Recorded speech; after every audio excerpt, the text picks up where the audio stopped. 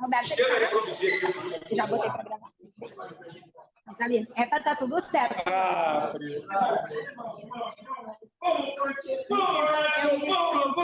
Eu me sinto meio surda com esse... Me sinto meio surda com esse negócio aqui, mas tudo bem. O Roberto proporciona esse pico de euforia. Deixa eu desligar aqui. Desculpa, mas você até falou. Gente, vou deixar assim. Vou deixar assim, todo mundo enxerga bem, né? Clima de lounge, né? Por que acharam? No interior, sabe como é que o pessoal chama essa atmosfera? Atmosfera de whisky. Vamos chamar de clima de lounge, que é melhor. Tá maravilhoso. Melhor assim. Bueno, gente, então, bem-vindos e bem-vindas, né? Boa tarde. Como o Edu, então, muito bem nos apresentou, eu sempre digo, né? Os momentos mais altos do meu ano, assim, são os momentos que eu tenho que dividir a sala de aula com ele, porque ele me tece muitos elogios, mais elogios do que a minha mãe poderia tecer para mim mesma, então é maravilhoso ter esse momento aqui de divisão com ele. A gente tem nessa primeira entrada em conjunto, justamente para conversar um pouco, né, sobre a estruturação das provas de língua estrangeira. Uma tradição quase secular, né? Exatamente. Então já estamos aqui trabalhando no ângulo há muito tempo, né? Eu mais especificamente esse ano deve estar fazendo 12 anos que trabalho no ângulo já. Então eu e o Edu a gente deve dividir essa caminhada pelo menos, imagino, há uns enfim, muitos anos aí já. E a intenção hoje é que a gente possa mostrar para vocês o panorama dos últimos anos, mais especificamente até da prova da URGS, né? Mas a gente vai comentar um pouco sobre outras provas também, pensando nesse momento em esclarecer algumas informações que podem causar dúvida para quem ainda não sabe exatamente se vai prestar o vestibular para a língua inglesa ou para a língua espanhola, tá? É o único momento, então, que a gente faz essa divisão, né? A partir da próxima semana a gente já se separa, então quem é do espanhol segue comigo, quem é do inglês segue com o Edu, para que a gente trabalhe aí ao longo do ano com as questões específicas de cada língua, tá? Vamos passar então, Edu. Vamos. Quer passar ali? Eu passo ou eu passo? Eu passo. Pode ir, então. Não sei se isso aqui está funcionando. Legal. Então, buenas, né? A gente traz aqui algumas informações gerais em relação aos vestibulares, que a gente também percebe que grande parte dos estudantes do público pretendem prestar, né? Todos vocês pretendem prestar o vestibular da URGS, sim ou não? Todos vocês pretendem fazer o vestibular de medicina da PUC? Alguém pretende fazer? Temos pessoas. Alguém pretende ir para o interior, um pouco mais do estado, e fazer o vestibular da UFS? Subir a serra, né? Assim, Alguém pretende fazer o Enem? Então tá. A gente sempre sabe, né, que o foco maior em geral dos pré-vestibulares são esses dois exames, o primeiro e o último, né? A URGS e o Enem. Enem, então, que nos trouxe aí algumas notícias mais frescas ao longo desses últimos dias, né? Como a isenção, então, da taxa desse exame para os estudantes do Rio Grande do Sul. A URGS, né, que, enfim, até então vinha se mantendo estável, agora também passa, né, guris aí do fundo, a ser um ponto de dúvida para a gente em relação à data, né? Já tinha comentado um pouco isso em relação a alguns alunos do colégio, assim. Não temos nenhuma informação URGS mais específica, mas a gente sabe que o contexto que a gente está vivendo pode influenciar também numa mudança de data dessa prova, né? Então, podemos, enfim, esperar um pouco mais de informações concretas, mas é um cenário que a gente projeta de maneira, acho que, bastante realista, visto que, né, a URGS também está com aulas suspensas aí já há alguns dias, algumas semanas, isso vai impactar calendário, enfim. Então, a gente sabe que podem ter alguns desdobramentos a partir do episódio, né, da enchente aqui do nosso estado. Então, aqui a gente coloca, só para vocês terem como base, né, o número de questões em geral desses exames. Então, prova da URGS, né, sempre nos últimos anos, pelo menos nesse novo formato, trazendo 15 questões. Essas 15 questões se dividem em 3 eixos, que são os eixos que a gente vai trabalhando ao longo do ano: gramática, compreensão de texto e vocabulário. Tá? Esses 3 aspectos estarão, na realidade, em grande parte dos exames vestibulares mais tradicionais, como é o caso da medicina da PUC, e o caso também da prova da UFS. Em relação ao Enem, a gente sabe que dentro, né, da prova de linguagens, a gente vai ter 5 questões de língua estrangeira, e essas 5 questões, obviamente, vão ser pensadas a partir de uma competência específica, que é a competência de número 2, que corresponde à língua estrangeira no geral, e as 4 habilidades que podem ser avaliadas tanto na prova de inglês quanto na prova de espanhol, são as mesmas habilidades, claro, cobradas nas línguas específicas. Até aqui tudo bem? Se vocês tiverem dúvidas, vocês nos interrompam. Eu sou uma pessoa muito faladora, pode me interromper, Edu, à vontade. Queria só completar, Pri, dizendo que os vestibulares, eles apresentam sempre uma mesma sistemática, um mesmo dinamismo. O que varia é, evidentemente, o porte da prova e o nível de dificuldade. Então, essa sistemática de uma prova de língua estrangeira, apresentando um modelo, texto, questões de compreensão, gramática e vocabulário contextualizado, ela prevalece em todo e qualquer lugar do país, variando, evidentemente, o nível de dificuldade e o porte da prova, né, gente? Desnecessário dizer para tudo que a prova da URGS é mais difícil que a prova da Universidade de Caxias do Sul. Mas a sistemática é a mesma, né? Varia o nível de dificuldade e o tamanho da prova, o porte da prova. Né? Mas esse é o espelho da prova. Texto, questões de compreensão, gramática e vocabulário. Né? Uhum. Acho que podemos passar, né, Edu? Bueno, então aqui trazendo especificamente, acho que informações que nos interessam mais e também, né, pelo nosso histórico e análise do público que nos chega. A gente acredita que a URGS seja, dentro dos vestibulares mais tradicionais, a maior preocupação dos alunos em geral, né? Então, a gente sempre coloca também no primeiro dia que, além do inglês e do espanhol, a URGS também oferece outras possibilidades de prova em língua estrangeira, tá? É o caso do francês, é o caso do alemão e é o caso do italiano. Então, caso alguém aqui tenha muita proficiência em alguma das outras línguas, é uma possibilidade também, né? Marcar lá, enfim, o francês como a prova de língua estrangeira a ser feita. Em geral, né, como vocês já devem saber, cursos pré-vestibulares dificilmente oferecem essas outras línguas aqui como uma opção de estudo. E, além disso, também não é uma recomendação que a gente costuma fazer. Por quê?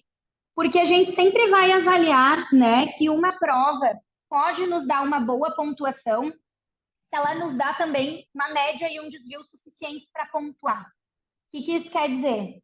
Quanto mais gente que domina aquela disciplina, né, ou aqueles conteúdos de um determinado exame, a gente tem prestando aquele vestibular, mais alta essa média vai ser. Então, uma média alta corresponde a um número de alunos suficientemente bons naquela disciplina. Em geral, então, quem costuma escolher essas 3 últimas línguas tem um domínio muito grande delas. Não é nenhuma pessoa que diz assim, estou aqui hoje, estou a fim de escolher uma coisa diferente. Nunca estudei italiano na minha vida, vou prestar o vestibular para italiano, né? Ninguém é doido a esse ponto. Então, em geral, as médias dessas provas aqui são mais altas, o desvio delas também é mais alto, consequentemente, são provas mais difíceis da gente pontuar, tá? Então, em geral, óbvio, grande parte do público fica entre essas duas, porque são as línguas mais ofertadas em escola, e também dentro dos pré-vestibulares, mas também porque são as provas onde a gente consegue pontuar mais e fica essa recomendação, principalmente para quem pretende prestar um curso bastante concorrido ou de pontuação mais elevada. Tá? Tradicionalmente, quem opta por essas outras línguas, né, gente, como bem destacou a Pri, domina totalmente, tem um grande domínio desses idiomas, e a pontuação é baixa. Então, especialmente para a galera que pretende ingressar na medicina, não consegue uma pontuação expressiva, porque a média normalmente é alta. Sendo a média alta, todos têm uma pontuação mais ou menos ali, né, orbitando os 600, 650, e não é uma pontuação que venha a ser suficiente para ingressar na medicina. Né? A maioria dessa galera quase que gabarita essas provas. Né? Então, realmente é muito difícil de pontuar, optando pelo alemão, optando pelo francês ou pelo italiano. Então, seria... né, só para dar essa reforçada mesmo. Né? Para todo mundo aqui, a questão da pontuação é clara dentro da URGS ou mais ou menos?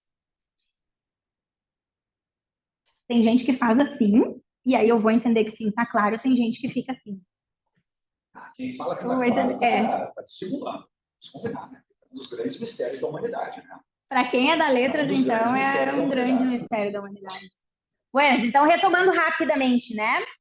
Quando a gente fala de pontuação URGS, quando a gente fala de média, a gente está falando de algo que, enfim, acredito que aí todo mundo domine, né? É, de fato, a média de candidatos de estudantes que acertaram uma quantidade X de questões, né? A partir, enfim, dessa soma e divisão entre o número que a gente tem de questões de cada prova. Então, quando um estudante ele alcança uma quantidade de questões que é entendida como a média da prova, então, digamos que a gente pegue uma prova, né, mais recente com 15 questões, a média da prova da URGS de inglês foi 6, né? Se eu conseguir acertar 6 questões, eu já boto na minha conta aí 500 pontos. Como é que a gente chega nesse cálculo de, eu fiquei com 700 pontos na prova de inglês, eu fiquei com 750 pontos na prova de inglês? Porque a gente vai somando o que a gente chama de desvio. Esse cálculo do desvio, sim, foge, né, ao nosso conhecimento, porque, enfim, é um cálculo um pouco mais complexo, que vai calcular, em, sim, palavras mais simples, a quantidade de candidatos que acertou para mais ou para menos do que aquela média que a gente está vendo ali. Então, se eu acerto, né, se o meu desvio fica na casa dos 3, eu vou olhar para essa média, vou somar essas 3 questões. Se eu acertei, então, 9, eu ganho o que a gente chama de desvio. Cada desvio que a gente ganha ou que a gente perde, nos acrescenta 100 pontos à nossa média ou nos diminui 100 pontos da nossa média. Então, sempre também, às vezes, essa pergunta surge, né? Quantas questões tu acha que eu tenho que acertar para entrar no curso tal? Depende da pontuação do teu curso, né? Então, é isso que vocês têm que analisar. Eu nunca digo para um estudante que ele tem que almejar gabaritar a prova de língua estrangeira ou qualquer outra prova. O que vocês têm que alcançar é uma quantidade de questões suficiente para colocá-los e colocá-las dentro do curso que vocês querem. Se essa quantidade de questões são 10 questões das 15, ótimo, né? Então, a gente vai se preparar para ter essa margem de erro. Não, meu curso é mais concorrido, eu precisaria acertar entre, sei lá, 12 e 13 questões. Então, a gente vai se preparar também para alcançar esse número, né? Vindo gabarito, show, melhor. Mas, enfim, a gente sabe que é difícil.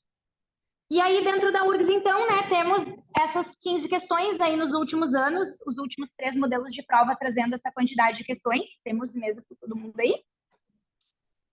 E dentro da língua estrangeira também, sempre essas 15 questões se dividindo entre 2 textos, tá? Texto 1, texto 2, 7 questões para um texto, outras questões para o outro texto, e também os eixos se dividindo aí dentro, né, desses dois, dessas duas produções. Gramática, vocabulário, compreensão textual.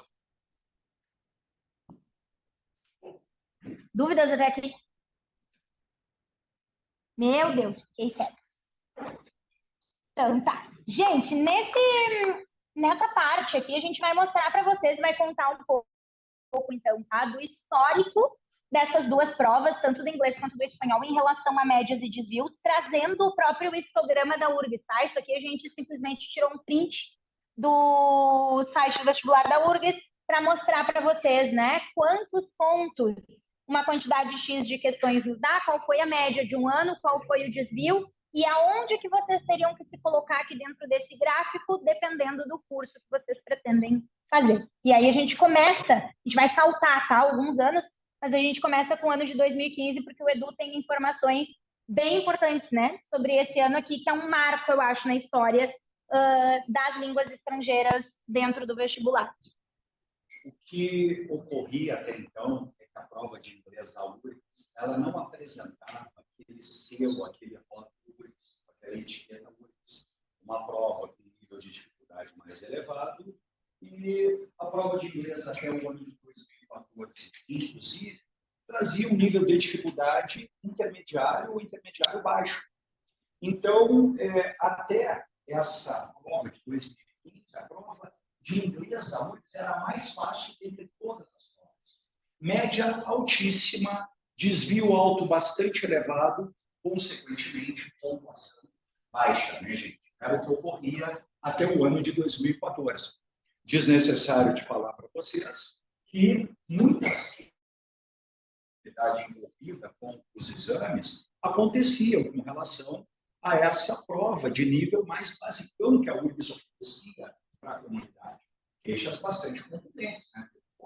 Sempre pregam que o inglês é uma língua tão importante, sempre tive um contato bastante forte, bastante substancial com o inglês, e aí vem a prova da URGS trazendo esse nível basicão, elementar, as queixas de fato eram muito contundentes, né?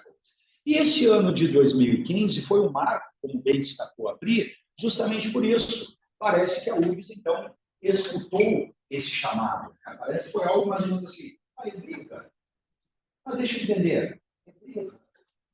Vocês querem uma provinha mais difícil? Então tá. Então tomem. E aí a URGS, então, adotou um modelo de prova que ficou com um nível de dificuldade muito mais elevado. Não foi um pouco mais elevado.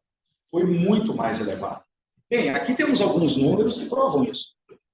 Vejam que, de 17 mil candidatos, ninguém gabaritou essa prova. Ninguém. Sendo que até então tínhamos ali pelo menos umas 2 dezenas de candidatos que gabaritavam a prova. Um modelo de 25 questões. Ninguém fez 24 acertos. De 17 mil candidatos que optaram pelo inglês, então, um único candidato fez 23 acertos. Então, esses números mostram que a prova, de fato, ficou muito mais difícil. E, sobretudo, também a média. A média, até então, com 25 questões, ela orbitava ali o 12, 12,5. Olha como ficou a média, então. 8,9, arredondando para 9. Sendo que em 2012, a média foi 14, né? Quer dizer, quem tivesse optado, então, pela medicina, mesmo gabaritando a prova da URGS, não conseguiu ter 700 pontos. Né? Então, essas queixas realmente elas ficaram muito contundentes. E chegou, então, o ano de 2015 com a URGS atendendo, então, esse chamado. Vocês querem comunidade? Uma prova, então, mais difícil? E esse, então, é um ano que funciona, se apresenta como um marco para nós. Inclusive, nessa proposta de preparação, né, Pri? Resolver as provas anteriores é uma estratégia totalmente a ser adotada. É óbvio, né, Pedro? Vamos buscar aquela ambientação com a dinâmica das provas que são oferecidas e, obviamente, da universidade que almeja ingressar. Né? Esse é um dos caminhos para a gente treinar, né, Pedro? Para a gente ali começar essa preparação. E aí a opção, então, vem a ser buscar as provas da URGS a partir do ano de 2015 até a última prova trazida, né? Foi essa de 2024, né, Pedro? Todo mundo aqui já pegou provas anteriores para testar? Alguns não, a maioria me parece que sim. Vocês acham que essa prova de inglês realmente tem um nível complexo, difícil? Inclusive, é preciso destacar também, né, gente, que essa prova ela é uma referência nacional. O pessoal fala lá, né, no Paraná, né, eu estou bem no inglês, tá bem, então tá, toma aqui uma URGS 2017, né, com texto Shakespeare. Vai lá, resolve ela aí. Estou bem no inglês e tal, lá no Rio, né, então toma essa URGS 2020, né. Toma aí, vamos ver se tu realmente está bem. Então, né, Diego, essa prova ela é uma referência nacional no que diz respeito a uma prova de alto nível de dificuldade. É a realidade, né? Não adianta tapar o sol com a peneira, essa é a realidade da prova de inglês da URGS.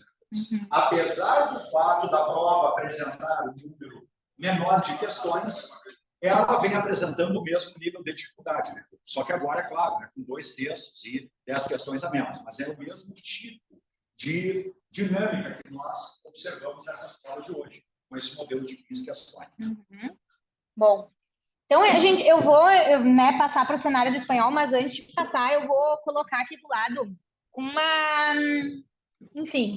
possibilidade, tá? A gente vai criar um cenário fictício aqui para exemplificar algo que para a gente é importante. Deixa eu escolher um curso aleatório, que é o que eu sempre escolho. Temos gente aqui que pretende fazer vestibular para psicologia? Temos pelo menos 2 pessoas, tá? Teu nome é Gabriela. E o teu nome é? Eu vou botar aqui o G de Gabi e vou botar aqui o J da Júlia, tá? Elas vão fazer, então, o vestibular para psico. E eu estou justamente escolhendo a psico também porque é um curso que tem a língua estrangeira como peso 2, tá? Então, é uma disciplina importante para quem pretende prestar esse curso. Vamos imaginar que a Gabriela vai fazer a prova de espanhol. E vamos imaginar que a Júlia vai fazer a prova de inglês, tá? Absolutamente todas as outras disciplinas são iguais para elas. Todo mundo concorda? Qual é a única diferença que tem nas provas que elas vão fazer? A língua estrangeira. O que define se a Gabriela e a Júlia vão passar para uma segunda etapa de seleção, né, dentro do vestibular da URGS? O número de questões objetivas que elas alcançaram. Então, sempre, né, quando a gente abre lá o nosso portal do candidato, depois para ver o nosso resultado, pode ser que a gente tenha a nossa redação corrigida, pode ser que a nossa redação tenha sido descartada. Porque para a nossa redação ser corrigida, então seria essa etapa 2 da seleção, a gente precisa estar entre 4 vezes o número de candidatos que o nosso curso tem. Então, digamos que psicologia tem aí, sei lá eu, 100 vagas anuais. Quantas redações vão ser corrigidas das pessoas que prestaram vestibular para psicologia? 400, tá? O resto, automaticamente descartado, não tem nenhuma peninha, deixa eu dar uma olhadinha, né? Não, tá? Então, justamente, o que vai levar as gurias para essa segunda etapa? O número de questões, né, objetivas que elas alcançaram e, consequentemente, a média que esse número de questões deu para elas. Se elas têm exatamente o mesmo número de questões alcançadas em todas as disciplinas, a média delas vai ser igual dessas duas aqui. Por que não?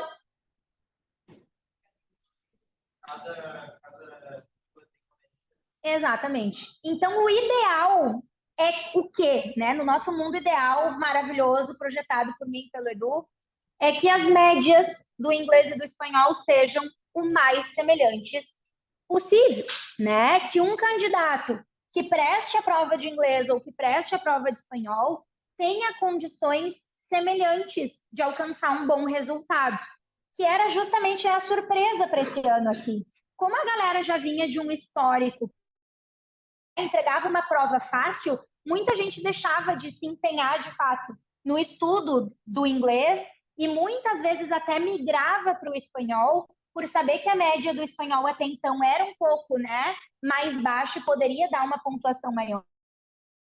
Essa surpresa aqui. Então não é, né, incomum a gente encontrar por aí alunos que digam, puta merda, sabe? Eu sei muito inglês. Eu estudei inglês a minha vida toda na escola, fiz curso, viajei, domino muito, assisto, sei lá eu, coisas da Netflix sem domino 100%. Mas eu fui muito mal na prova do vestibular. E aí também, a gente sempre traz isso como exemplo, né? A gente está falando aqui de um contexto muito específico. A gente não está falando de um contexto comunicativo em que eu vou viajar e vou me comunicar com um estrangeiro, ou que eu vou ouvir uma música, vou ver uma série e vou entender o que o personagem está falando. A gente está falando de uma prova de avaliação de leitura. O que essa prova quer saber de vocês é se vocês, de fato, dominam a leitura em língua inglesa, em língua espanhola, se vocês têm um repertório de vocabulário amplo, se vocês dominam as estruturas gramaticais, e às vezes isso não acontece com a nossa própria língua materna, que a gente utiliza absolutamente todo o tempo do nosso dia. Então, se, né, o domínio da língua que a gente utiliza no dia a dia fosse suficiente para alcançar um bom resultado, a prova de português seria uma barbada para todo mundo, né? Coisa que a gente sabe que não é. Então, vou usar como exemplo aqui, tá? Vou pegar, sei lá eu, aleatoriamente aqui o número 16, tá? As gurias acertaram 16 questões cada uma na prova de língua estrangeira no ano de 2015. Estão há muitos anos tentando, mas seguem com caras muito jovens, né? Então, fizeram 16 questões. A Júlia, então, que está no inglês, fez 679 pontos. Vou arredondar para 680, tá? 680 pontos com 16 questões, certo? Vamos ver o cenário da Gabi, então. Seu espanhol, percebam que a média aqui, né, já tem pouco mais de 1 ponto de diferença. Parece pouco, mas para a URGS é muito, tá? Desvio dessa prova, 3,9, a gente pode entender como 4. Então, para eu alcançar pelo menos 500 pontos nessa prova, eu tinha que fazer 11 questões. Vamos olhar para o resultado da Gabi, que acertou 16 questões no ano de 2015. Qual foi a pontuação dela? 641. Uma diferença de 40 pontos de uma para outra para vocês é muito ou é pouco? É muito. Para a URGS é muito, tá? Parece pouco num primeiro momento, mas para a URGS é muito. Então, a gente ainda tem aqui, né, uma discrepância relevante entre esses dois resultados. A prova de espanhol, ela tende a manter um padrão da sua dificuldade nos últimos anos, tá? Então, é muito difícil que essa média oscile demais. O ano em que a gente teve, enfim, uma média um pouco mais alta, ela chegou a subir a 13, tá? Se não me engano, foi no ano de 2018. Então, realmente foi uma prova bastante fácil. E aí a gente teve um movimento migratório ao contrário. Como a média do inglês diminuiu, teve uma galera que pensou só no resultado final. Bom, se o inglês está dando mais pontos, eu vou migrar para o inglês, já que o espanhol está dando menos possibilidade de pontuar. O que a gente tem que levar em consideração nesse movimento que a gente faz é se de fato a gente vai ter condições de aprender inglês ou espanhol neste tempo que a gente tem, suficientemente para alcançar a pontuação que a gente precisa. Em geral, no espanhol a gente consegue enxergar, né, isso, enfim, de uma maneira muito tranquila. Então, tem histórico de alunos aqui no ângulo, por exemplo, que entraram no intensivo, começaram a estudar espanhol lá em agosto, para uma prova que era em janeiro, e alcançaram pontuação suficiente para entrar em medicina, tá? Possivelmente isso aconteceria no inglês? Acho arriscado dizer que sim, né? A menos que essa pessoa, de fato, enfim, baixe muito a cabeça ali. Quem opta pelo inglês, nós temos que uma escala de conhecimento de 0 a 10. Este que venha fazer ou essa que venha fazer a opção para o inglês tem que estar numa escala de conhecimento no mínimo 6. No mínimo 6. Caso contrário, não tem realmente como esse preparo acontecer. O indivíduo conseguir absorver uma quantidade de conteúdos e absorver o vocabulário a ponto de ter êxito numa prova de inglês, caso ele não saiba nada de inglês. Isso aí é algo que realmente não pode acontecer. Já no espanhol, né, Pri? Pela semelhança da língua espanhola com a língua portuguesa, a gente pode dizer que quem larga, mesmo embora nunca tenha visto espanhol, nunca tenha... Tem mais possibilidade de se desenvolver, né? Sim. Inglês, isso não pode acontecer. Bom, então, gente, esse é o padrão 2015. Vamos para o próximo padrão para fazer a comparação. Tá? O que aconteceu 2 anos depois disso aqui? Não, muitos anos depois disso aqui. Não, tá certo. Eu cortei, eu vetei. Vetei. A gente vai saltar, as gurias estão aí muitos anos depois tentando vestibular de novo em 2023. Coitadinhas, gente, né? É importante frisar que a UFRGS manteve uma prova vestibular com 25 questões por disciplina desde 2006 até o ano de 2020, inclusive. Foi um modelo de prova com 25 questões por disciplina. Veio a pandemia e depois, quando a UFRGS voltou a oferecer provas de vestibular, o número de questões reduziu. Isso foi em 22, né, Pri? Em 22 foi a primeira prova que trazia 15 questões por disciplina. E é um modelo que até hoje impera, é um modelo que até hoje vigora. São 15 questões por disciplina. Inicialmente anunciado como algo provisório, né, Pri? No entanto, parece que ficou agora como definitivo. Né? Eu acho improvável que venha a voltar o modelo anterior de 25 questões. Até porque o número de dias também ficou reduzido, claro. Né? Tem a questão aí dos custos. Né? Então, o pessoal antes, quando com 25 questões por disciplina, eram 4 dias de prova. Né? Hoje são apenas 2 dias de prova com o modelo de 15 questões. É um modelo que, eu creio, né, já está estabelecido, já está ali, né, firmado. Né? Claro, Então, fizemos um grande salto acá para o ano de 2023, tá? Nossa penúltima prova aí nesse histórico dos últimos anos. Não se assustem com a média aqui, tá? A gente está pensando numa média, claro, 6,37, mas pensando que o número de questões também está reduzido. Então, parece um choque no primeiro momento, que baixo, mas é porque a gente está falando de um número menor de questões também. Então, este é o padrão, né, do inglês de 2 anos atrás. Vou pegar um número aleatório aqui também, tá? Vou pegar aleatoriamente, sei lá, o número 12, tá? Vamos de novo para o mesmo cenário. Dona Júlia foi lá no ano de 2023 fazer o seu vestibular para psicologia, fez 12 questões, alcançou uma pontuação de 707. Na sala ao lado estava a Gabriela, fazendo a mesma prova, né? Prestou o vestibular para espanhol de novo, fez as 12 questões, alcançou 704 pontos. Tá muito mais justo do que estava no cenário anterior. Diminuir uma diferença de 40 pontos para uma diferença de 3 pontos é muita coisa, né? Então, num cenário como esse daqui, o que, que a gente enxerga? De fato, uma possibilidade maior das duas passarem, né, para uma seleção ali, enfim, de leitura de redação, e aí, consequentemente, estarem brigando de igual para igual pela sua vaga, tá? Então, tá no anterior, volta ali, Edu. Não, é 23 também. Uhum. Eu achei que estava 2017 no nosso material, mas eu tirei. Então, esse é o cenário 23, tá? Do inglês.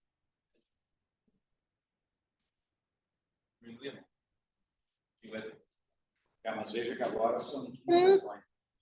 Aquela anterior era uma questões. E aí aqui, né, o que, que a gente percebe, assim, no modelo 2023 inglês, a gente tem uma média 6,37 e um desvio 2,70. Salta um pouquinho ali do só para o espanhol. Percebam que a média do espanhol fica um pouquinho mais alta que a média do inglês, mas o desvio fica menor. E é isso aqui que acaba compensando, no final das contas, esse resultado muito semelhante, né? Então, esses dois aspectos sempre vão importar muito para a gente, quando a gente está falando de Dona URGS, tá? Também, outra questão que é válida, assim, comentar, às vezes os alunos ficam em dúvida em relação a isso, né? Quando a gente está falando de URGS, a única coisa que importa aqui é o número de questões que vocês estão alcançando. Então, se vocês estão na dúvida em relação a algumas questões da prova, chuta tudo na letra que tu marcou menos até aquele momento. Na URGS a gente tem, né, o famoso chute assertivo como um recurso, diferentemente do que acontece no Enem. Eu não posso sair chutando no Enem tudo na mesma letra, porque a gente tem dentro do Enem o que vai se chamar de régua tri. Eu tenho questões mais fáceis, eu tenho questões médias e eu tenho questões difíceis. Isso importa para o Enem. Por isso que muitas vezes um aluno que acerta muitas questões fáceis, acerta uma quantidade mais ou menos das médias e acerta poucas questões difíceis, tem uma média maior do que um aluno que acertou só as difíceis, mas errou todas as fáceis. Porque dentro da lógica do Enem não tem sentido uma pessoa acertar o que é difícil e errar o que é fácil, né? Então, na URGS isso não importa. Na URGS o que importa, de fato, é o número de questões lá no final que vocês alcançaram, tá? Independentemente de ser mais questões de gramática, de vocabulário ou de compreensão textual. Então, para a gente, o cenário de 2023 é o melhor dos mundos, porque permite, de fato, que estudantes que escolheram línguas diferentes possam alcançar uma mesma pontuação se saem bem dentro dessas duas provas, né? Dentro dessas duas línguas.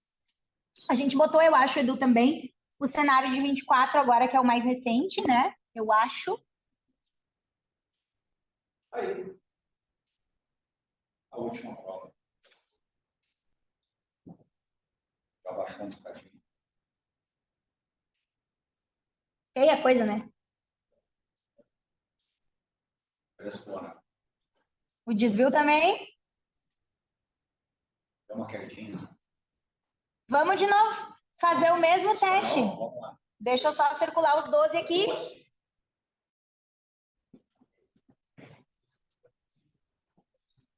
(723,8) para a galera que fez 12 em inglês.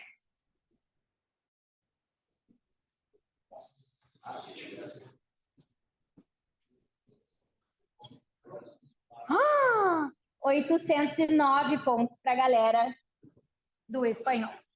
O que aconteceu aqui? Percebam que a média de espanhol também diminuiu, né? O desvio ficou muito baixo aqui também, tá? Então, essa prova especificamente, assim, deste ano, foi uma prova mais complexa, foi uma prova um pouco mais difícil. A gente ainda teve, né, um problema ali dentro da prova de espanhol, que foi de anulação de questão. tá? Então, nós tivemos questão anulada, porque, enfim, estava, né, formulada de maneira equivocada, teve questão com mudança de gabarito. Foi uma prova complexa, assim. Mas quem conseguiu alcançar uma boa quantidade de questões se saiu muito bem. De novo, a gente voltou no ano de 2024 para um cenário contrário do que a gente tinha lá em 2015, né? Um abismo na pontuação entre uma língua e outra, muita diferença, maior do que a gente tinha aqui, inclusive. Só que agora, para a galera que prestou o vestibular de espanhol, tá? Então, nesse ano, pensando de novo, nessa pontuação mais alta, para quem de fato estudou e conseguiu uma quantidade expressiva de questões, fazer a prova de espanhol valia mais a pena, ou valeu mais a pena, porque a gente só consegue analisar isso depois também, né? Em função, pensando única e exclusivamente na pontuação final, tá? Então, muito do que a gente traz aqui nesse primeiro encontro é mostrar para vocês, né, essas possibilidades, esse cenário que a gente tem de oscilação, de pontuação, e tranquilizar quem tem dúvida de escolher inglês ou escolher espanhol, né? Que o ideal é a gente, de fato, trilhar um caminho que vai nos deixar mais confortável dentro desse processo de aprendizagem. Então, eu tenho uma bagagem pequena de espanhol, mas eu tenho condições de me desenvolver dentro dessa língua. Eu tenho uma bagagem grande do inglês e eu posso usar esse tempo para aprimorar essa bagagem e alcançar uma pontuação expressiva também dentro da prova de inglês, embora seja uma prova que tem, né, se apresentado mais complexa. Então, o ideal é que cada estudante, de fato, né, pegue essas provas anteriores, como a gente comentou, e avalie como se sairia se essa prova acontecesse hoje. Que pontuação eu alcançaria, né, se eu estivesse fazendo o vestibular de 2024, tanto de inglês quanto de espanhol. Muitas vezes as criaturas, né, se surpreendem, enfim, em como se saem dentro daquele primeiro momento. Tinha alguém com o braço levantado com dúvida? O desvio é um cálculo, assim, a gente não vai conseguir explicar o cálculo em detalhes, tá? A galera das exatas possivelmente, enfim, explique com mais propriedade do que a gente. Mas o desvio a gente, enfim, para um grande público leigo, né, vai entender como a quantidade de estudantes que acertaram X questões para mais ou para menos do que aquela média. Então, tem uma média da prova, né? Ó, grande parte dos estudantes acertou 5 questões na prova de espanhol, digamos, tá? Mas a gente tem muita gente concentrada entre 7 questões e a gente tem muita gente concentrada também em 3 questões. Muita gente foi muito mal, muita gente foi um pouquinho melhor, para mais, para menos. Então, enfim, eles levam várias coisas em consideração para fazer esse cálculo, tá? Não é só isso que eu estou dizendo, mas, enfim, simplificando um pouco, é isso. E aí eles vão fazendo esse cálculo justamente para dar essa pontuação a mais, dependendo do teu resultado. Então, se, né, eu preciso de uma média, que são os 500 pontos, isso vai estar mais ou menos aqui na casinha dos 6. Se eu fizer 2 questões mais do que 6, eu vou chegar perto ou passar um pouquinho dos 600, ganhei mais 6 pontos. Faço mais 2 questões além desse 8, vou para o 10, cheguei na casa dos 700. E assim eu vou ganhando os meus 100 pontinhos ou perdendo os meus 100 pontinhos também, né? Se eu, enfim, me sair muito mal, digamos assim. Complexo, tá? Esse cálculo, assim. Difícil de explicar. Tranquilo até aqui?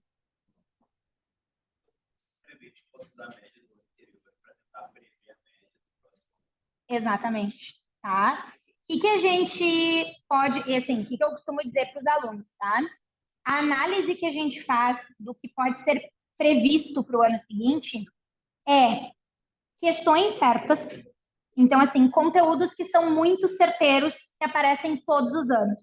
A probabilidade desse conteúdo aparecer no ano seguinte é enorme. Então, sei lá, vou dar um exemplo do espanhol. Acentuação de palavras. É um conteúdo que, assim, ouso dizer que não falhou nos últimos 20 anos da prova de vestibular da URGS. Então, é muito difícil que eles deixem esse conteúdo de fora. Agora, prever necessariamente a média é muito difícil, né? a gente pode imaginar que vai ficar girando em torno disso aqui. Mas, às vezes, acontecem essas surpresas, né? De daqui a pouco a média, enfim, subir muito além do que a gente esperava, ou diminuir muito, que foi essa surpresa de 2015 também. Essa situação de quase 80 pontos para mais de diferença é uma coisa como eu acho, né, do que a gente pode dizer que era comum antes de 2015, assim, né? Depois de 2015, acho que teve um episódio, né? Uma edição apenas. Eu acho que foi ali o 18, que é o ano que a média de espanhol ficou muito mais alta do que a média de inglês. E esse ano aqui, que daí, só que aí também a gente faz essa aclaração, digamos assim, tá? A gente está levando em consideração essa comparação para quem, de novo, faz um número bom de acertos. Então, eu estou pegando aqui a casa do 12, tá? Isso aqui, enfim, a um passo do gabarito, né? É uma pontuação expressiva para absolutamente qualquer curso. Mesma coisa em inglês, 723 é uma boa pontuação para qualquer curso.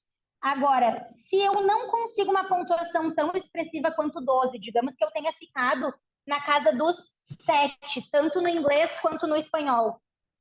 No espanhol, eu ficaria com 569 pontos, acertando 7 questões.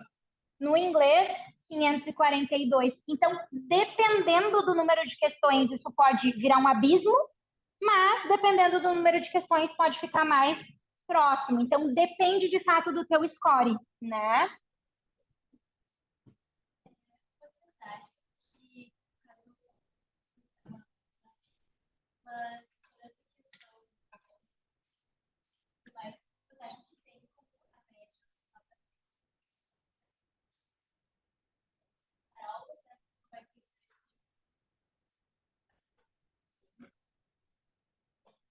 Eu acho que é uma baita pergunta, na realidade, assim, né? E eu acho que a gente pode analisar isso de diferentes pontos de vista, tá? Vou dar um exemplo bem pontual para vocês. Qualquer coisa, Edu, depois se tu tiver outra opinião.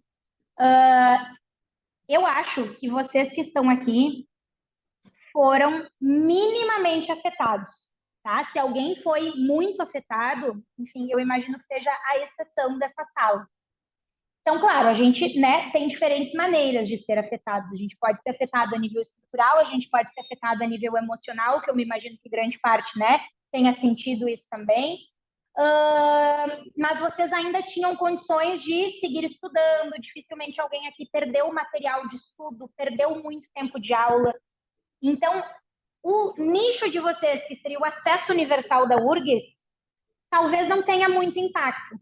Talvez essa média ou a quantidade de questões oscile por causa da galera, né, que é, enfim, advindo de escola pública ou que não está, né, estudando em um curso pré-vestibular pago.